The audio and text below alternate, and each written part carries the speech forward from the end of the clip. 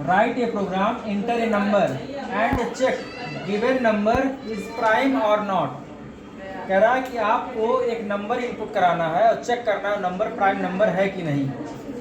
ठीक है, पहले समझे कि प्राइम नंबर कहते किसको। ठीक है, अभाज्य संख्या, जिसको हिंदी में कहते हैं अभाज्य संख्या, प्राइम नंबर। प्राइम नंबर की जो प्रॉपर्टी होती है, या तो वो खुद से कटता है या तो 1 से कटेगा, या तो 1 से या तो सेल्फ से। ठीक है, और टोटल कितनी बार कट रहा है? 2 बार।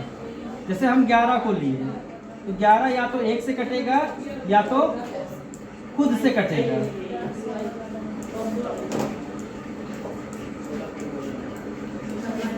इसके अलावा और किसी नंबर से नहीं कटेगा।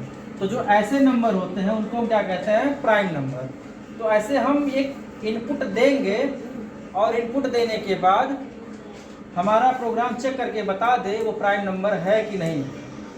इसमें एक बात और का ध्यान रखना जरूरी है, आप कैसे जान पाओगे कि वो नंबर बीच के किसी नंबर से कट रहा है कि नहीं कट रहा है। यहाँ पे हमारा जो कहने का मतलब उसको समझने की कोशिश कीजिएगा। जैसे दुनिया का कोई भी नंबर है 1 को छोड़कर, वो 1 से भी कटेगा और 11 से भी आ गया है कि 2 बार कटना फिक्स है। अब 15 प्राइम नंबर है कि नहीं है, इतना हमें पता है कि 15 1 से कटेगा और 15 खुद 15 से कटेगा, ये इतना हमें कंफर्म है। नमस्ते। तो क्या होता है, अब हमें चेक करना होता है 1 से लेकर 15 तक के सारे नंबर्स से। पहले 1 से काटेंगे, कट गया, 1 बार हो गया, काउंट कर गया। 2 से काटा, नहीं कटा, छोड़ दिए। 3 से काटा, कट गया, 1 और काउंट कर लिए। 4 से काटा, नहीं कटा, छोड़ दिए। 5 से काटा, कट गया, 1 बार और काउंट कर लिए। 6 से काटा, नहीं कटा, 7 से नहीं, 8 से भी नहीं, 9 से भी नहीं, 10 से भी नहीं, 11 से भी नहीं, 12 से भी नहीं, 13 से भी नहीं, 14 से भी नहीं और 15 से कट गया। तो टोटल कितनी बार कट रहा है? 4 बार। लेकिन प्राइम नंबर होने के लिए कितनी बार कटना चाहिए? 2 बार। तो क्या ये प्राइम नंबर कहलाएगा? नहीं कहलाएगा। आपको जो भी नंबर दिया जाए, कोई भी नंबर दे दिया जाए, जैसे हमने कहा कि चेक कीजिए 92 प्राइम नंबर है कि नहीं, तो फिलहाल आप अपने दिमाग से बता रहे हो ना कि हाँ ये प्राइम नंबर है या प्राइम नंबर नहीं है। फिलहाल 92 प्राइम नंबर नहीं है, क्योंकि ये जो जितने भी इवन नंबर्स हैं वो प्राइम नंबर नहीं होते हैं। और जो ऑड नंबर होते हैं, इसमें से कुछ नंबर्स ऐसे होते हैं जो प्राइम नंबर होते हैं। ठीक है, इवन में से 2 होता है, ठीक है, और 4, 6, 8 ये सारे नंबर्स आते हैं, इवन सम संख्या है। ठीक है, जो ये हमारे ऑड नंबर्स होते हैं, इन्हीं में से हमको प्राइम नंबर मिलते हैं। तो हमने मान लेते हैं, हमने लिखा 93, हमने कहा बताइए प्राइम नंबर है कि नहीं है। तो हम क्या करेंगे, इसको 1 से लेकर और 93 तक के सारे नंबर्स से बारी बारी से डिवाइड करेंगे। जितनी बार डिवाइड करेंगे और ये कट जाएगा, उसको काउंट करते रहेंगे। 2 काम करेंगे। यहाँ पे हमारी बात को ध्यान से समझिएगा, आसान सा स्टेप होता है, पूरी प्रोग्रामिंग खत्म हो जाती है, समझ में नहीं आता है। 93 को चेक करना है प्राइम नंबर है कि नहीं। तो हम अपने दिमाग, देखिए हम यहाँ पे, आप अपना दिमाग आपको नहीं लगाना है, आपको दिमाग जो लगाना है वो प्रोग्राम में लगाना है। आप देखो क्या करते हैं, हम अपनी सामर्थ्य को इसको सॉल्व, हम खुद से सॉल्व करने की कोशिश करते हैं। इससे हमें नहीं सॉल्व करना है, हमें इसके लिए प्रोग्राम लिखना है और प्रोग्राम से सॉल्व करवाना है। तो अब हम प्रोग्राम के अकॉर्डिंग सोचेंगे, ना कि हम इसको अपने अकॉर्डिंग सोचेंगे। नहीं तो 3 से कट जाएगा, 3 से कट जाएगा, 3 से भी कट जाएगा, ये प्राइम नंबर नहीं है। तो ये तो है प्राइम नंबर नहीं, हमें अपना दिमाग नहीं लगाना, हमको कुछ नहीं पता है कि ये प्राइम नंबर है या नहीं है। अभी फिलहाल के लिए हम कुछ नहीं कर सकते। तो हम क्या करते हैं, लेकिन इतना पता है कि प्राइम नंबर केवल 2 बार कटते हैं, या तो 1 से कटेगा या तो स्वयं से कटेगा। ठीक है, ये चीज़ हमको पता है। तो हम क्या करेंगे भाई, अब कैसे पता होगा कि कटेगा कि नहीं कटेगा? तो भाग दे देकर चेक करते हैं ना। तो अब हमें 1 से लेकर 93 तक पूरा भाग देना, यानी 93 को पहले 1 से भाग देंगे, फिर 2 से भाग देंगे, फिर 3 से देंगे, फिर 4, फिर 5, फिर 6, करते करते 93 जाएंगे। तो अगर इस बीच में केवल 1 से कटा और 93 से कटा, तो ये क्या हो जाएगा? प्राइम नंबर, क्योंकि जितनी बार कटेगा वो 1 ऐड करता रहेगा। लेकिन अगर 3 से भी कट गया तब प्राइम नंबर नहीं कहलाएगा, तब ये प्राइम नंबर नहीं कहलाएगा। देखिए 3 बार कट गया। अब प्राइम नंबर की प्रॉपर्टी यही होती है कि केवल 2 बार कटे, बस इसी चीज़ को ध्यान में रखिएगा। अब इसको हम लोग सॉल्व करते हैं कि देखिएगा, अभी सॉल्व करेंगे तो थोड़ा सा दिक्कत आपको होगा। लेकिन अगर आप समझने की कोशिश करेंगे तो आपको तुरंत समझ में आ जाएगा।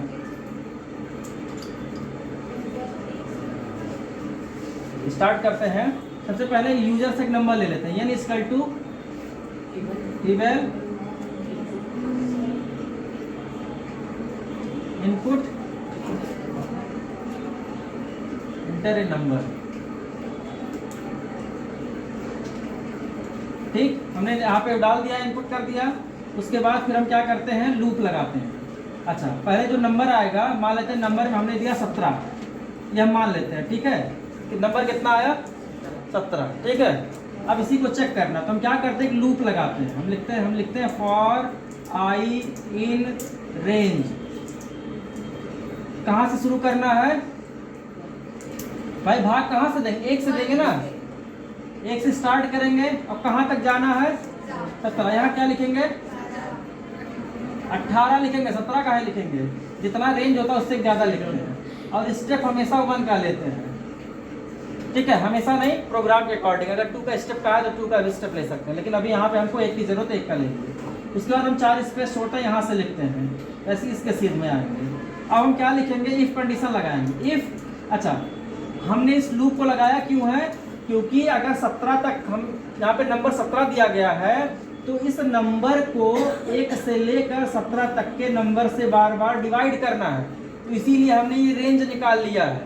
अच्छा, वो नंबर जो भी यहाँ पे दिया जाएगा, अगर हमने दिया 27, तो अब 27 को 1 से लेकर 27 तक के सारे नंबर्स से बारी बारी से डिवाइड किया जाएगा। अगर हमने 29 दे दिया तो 1 से लेकर 29 तक के सारे नंबर से बारी बारी डिवाइड किया जाएगा।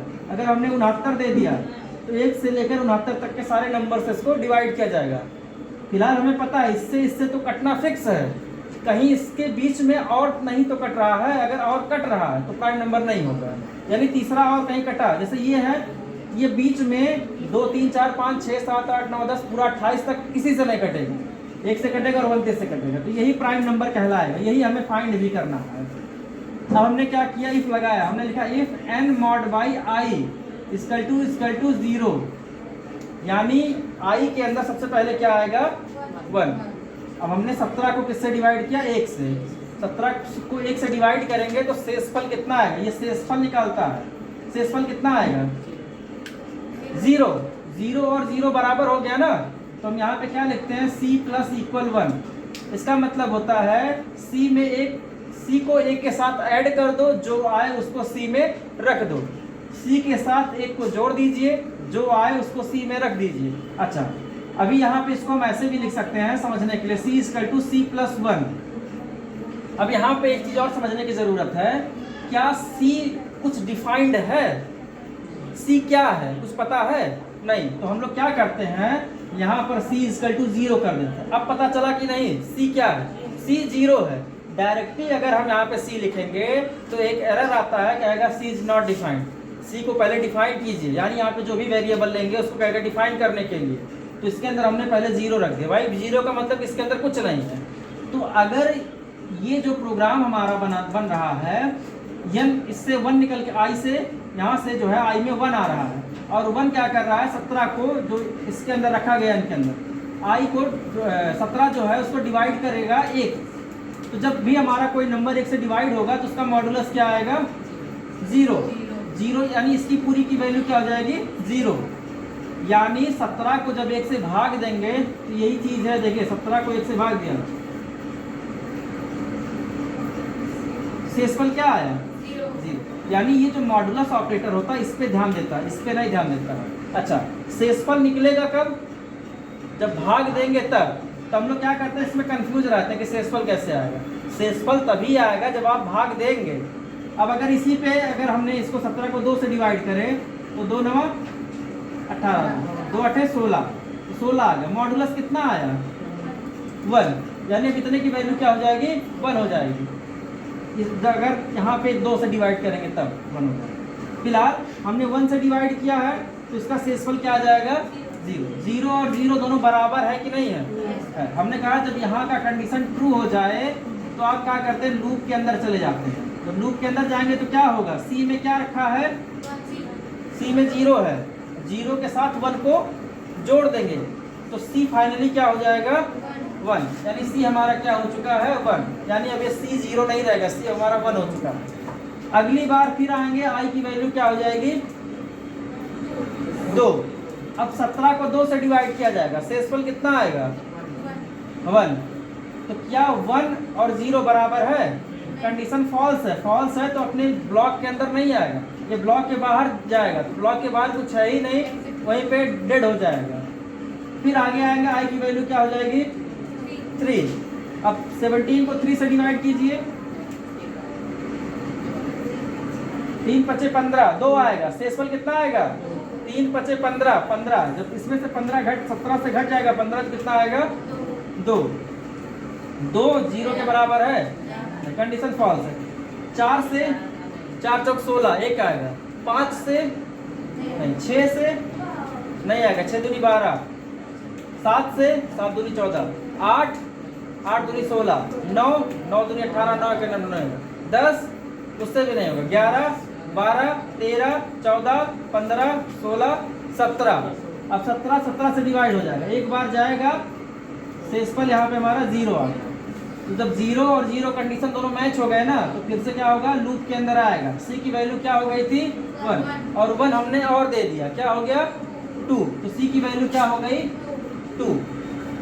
अच्छा, मान लेते हैं अगर वो नंबर हमारा 9 होता, एक दूसरा केस देखते हैं, 9 होता है, यानी n की वैल्यू 9 होता, तो 9 को सबसे पहले 1 से डिवाइड करते, कट जाता, तो c की वैल्यू क्या हो जाता 0 से। अब एक नए सिरे से देख रहे हैं, ठीक है, c 0 होता और यहाँ पे 1 है, तो 0 और 1 मिलके क्या बन जाएगा 1। 2 से डिवाइड करेंगे इसको, हाँ, रिमाइंडर 1 आएगा, तो कंडीशन यहाँ पे ट्रू मिलेगा, फॉल्स मिलेगा, फॉल्स मिलेगा तो अंदर नहीं आएंगे। यहाँ पे इसकी वैल्यू क्या रखा हमने 3, तो 3 3 का 9, कट गया, कितना आया 0, मॉडुलस 0 आया, जब इसको 3 से डिवाइड करेंगे तो 0 और 0 कंडीशन मैच हो गया, और हम लूप के अंदर आ गए। c की वैल्यू 1 था, 1 और ऐड हो गया, क्या हो गया 2। फिर उसके बाद 4 से डिवाइड करेंगे, नहीं होगा, 5 से नहीं होगा, 6 नहीं, 7 8 9 से हो जाएगा, 9 से हो जाएगा तो इसका मॉडुलस फिर 0 हो जाएगा, तो 0 और 0 बराबर हो जाएगा ना। c में 2 आ चुका था, 2 में और 1 जोड़ दिया, क्या मिल गया हमको 3 मिल गया, ठीक है। अब आपको पता चल गया ना कि प्राइम नंबर नहीं है, लेकिन अभी प्रोग्राम में नहीं पता चला, तो हम क्या करेंगे, अब पीछे की तरफ आएंगे इसके सीध में, ठीक है, इस फॉर के सीध में आएंगे, यहाँ पे लिखेंगे if c is equal to 2, अगर c के अंदर 2 ही रखा हो तो क्या प्रिंट कर दे, n comma is prime number, else लगा देंगे और यहाँ पे लिख देंगे print n is not prime number. अब देखिएगा, जब हमने 17 दिया था, 17 के केस में क्या था, c की वैल्यू 2 था। नमस्ते नमस्ते, कोई बात नहीं है, नमस्ते, नहीं खराब होता है।